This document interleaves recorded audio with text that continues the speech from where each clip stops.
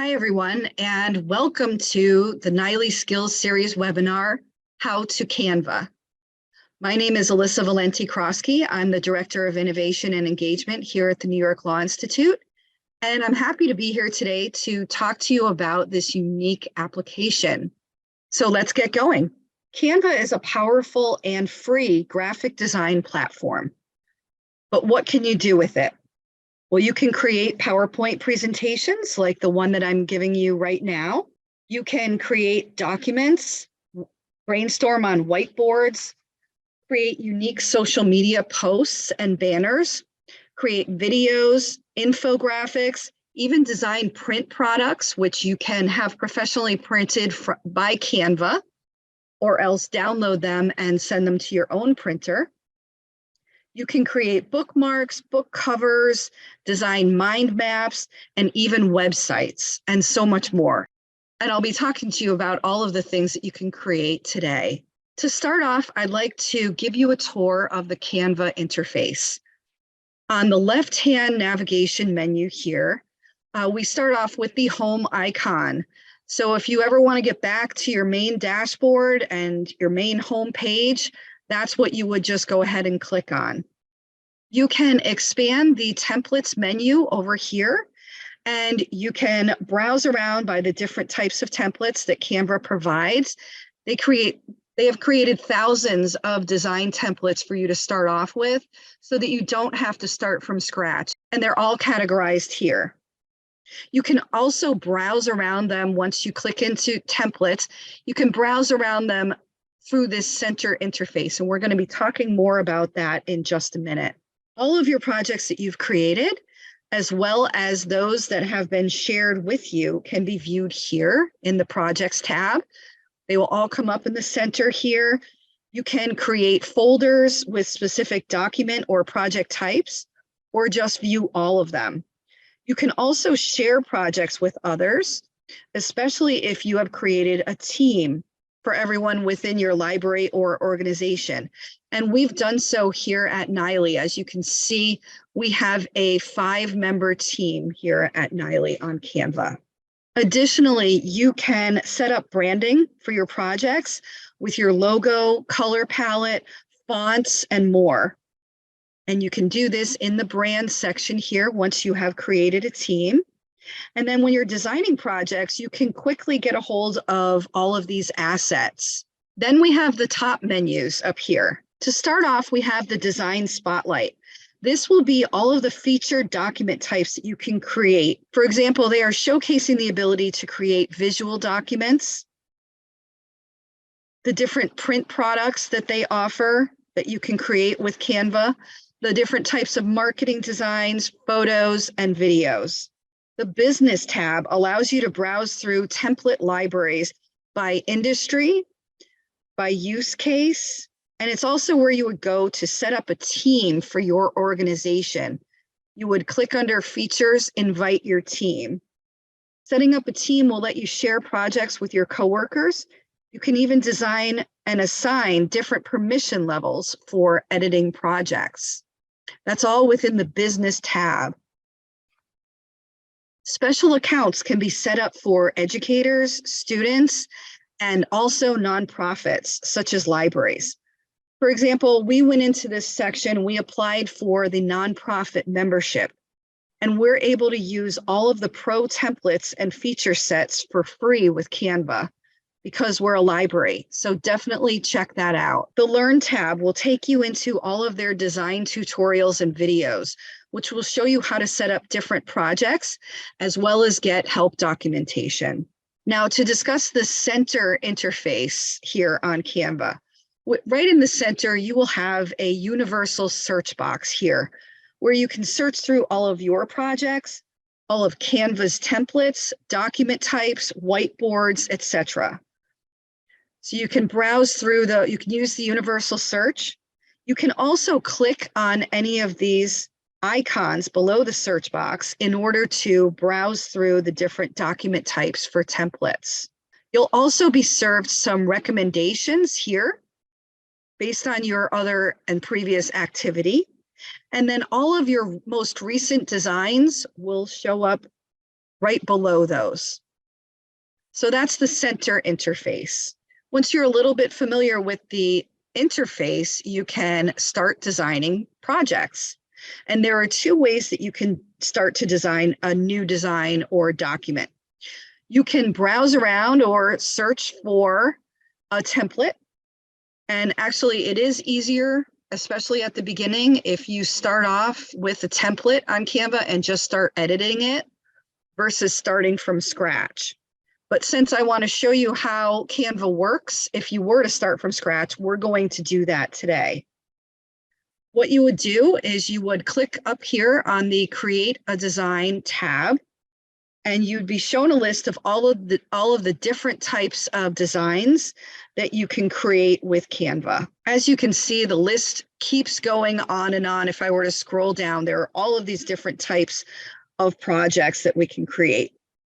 But we'll just go ahead and select a presentation and go from there. Okay, so here is our blank presentation.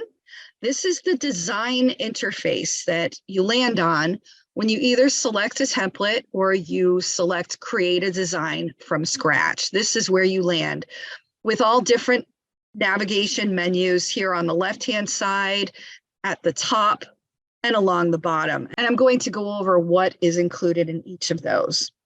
So this is a presentation, so you can see that this is a slide here. Down here at the bottom, this is where I could add a new slide. The current slide is selected here, and down here, it's slide number 1. So this is where all of the slides will live here. This is where you can expand the notes section for each one of the slides and add speaker notes.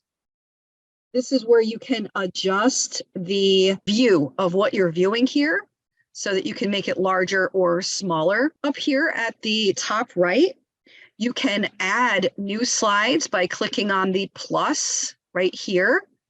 You can copy a slide that you're currently on. You can duplicate that here, or you can even delete slides or pages right up here. On the left-hand side, these are the tabs for navigating around whatever it is you're designing. By default, when you land here, the design tab will be selected.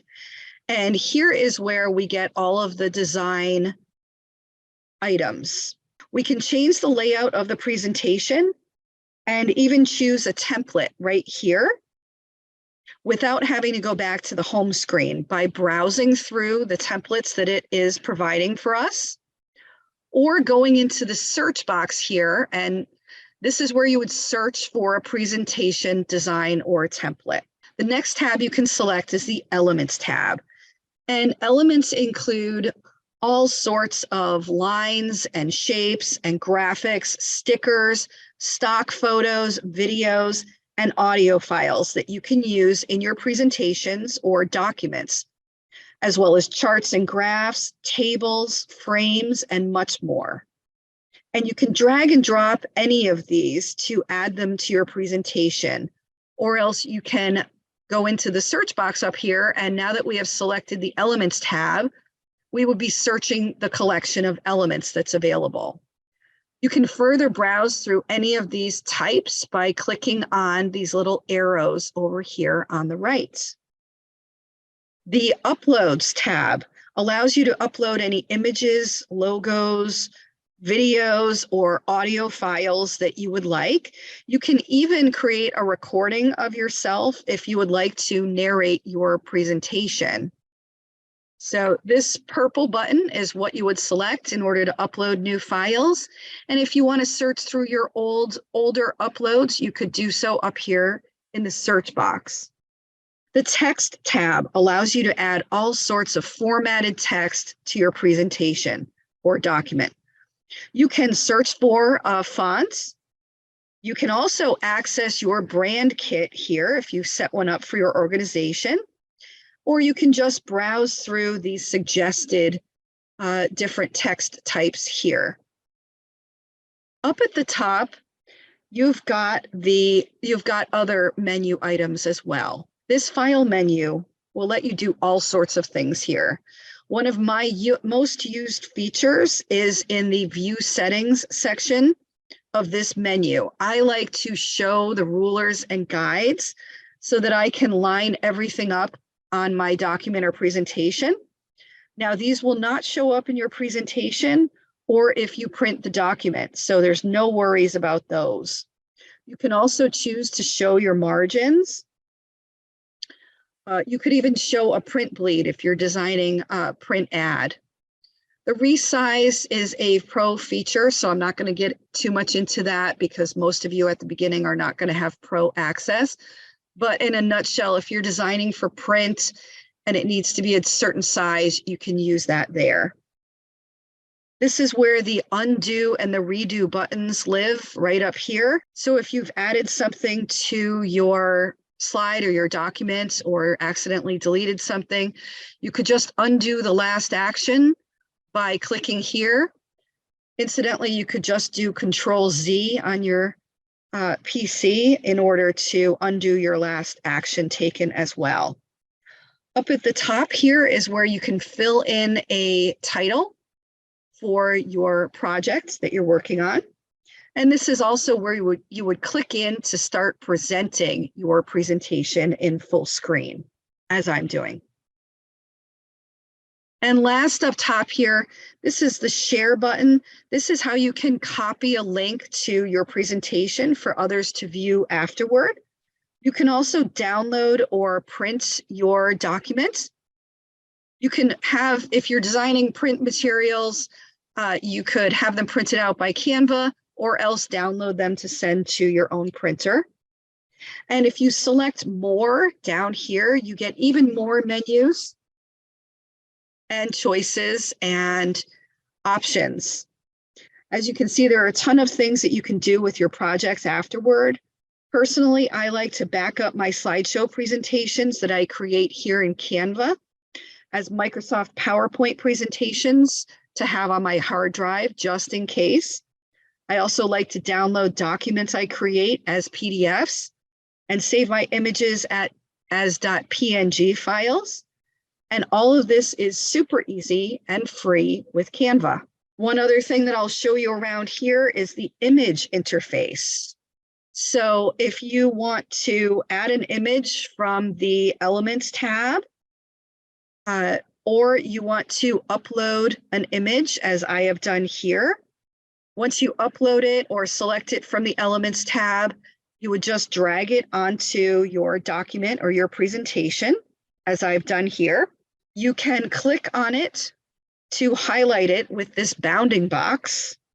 Now you can drag the corners of this in order to resize it, or else just leave it highlighted and look up at the top here. You now have a new menu navigation that appears when you're working with images. Here you can edit your image, you can crop it, you can flip it, or even animate it. And when you select the Edit Image tab up here, you get all sorts of filters and special effects that will appear that you can add onto your image. And you can even add more than one.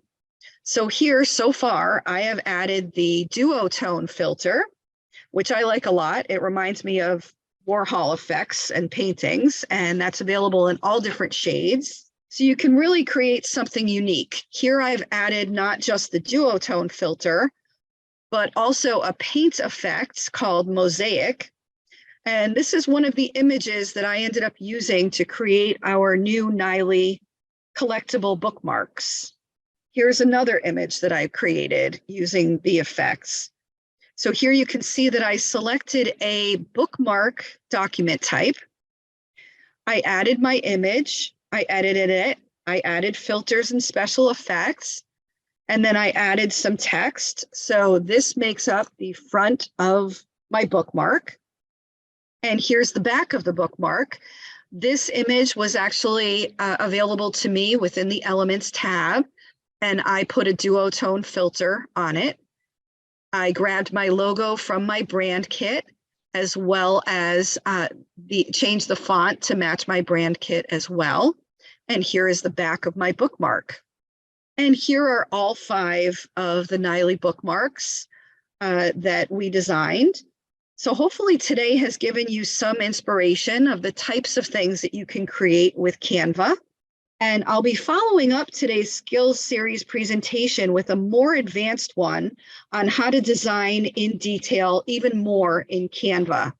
So stay tuned. What I would suggest is that everyone go into Canva, start with a couple of templates, familiarize yourselves with the Canva interface so that you're all set for part 2 of our Canva series. And once again, this has been a NYLI Skills Series webinar. Please take a minute after the webinar today to take this brief 3-question survey on how you liked today's session. Thanks, everyone. Hope to see you again. Bye.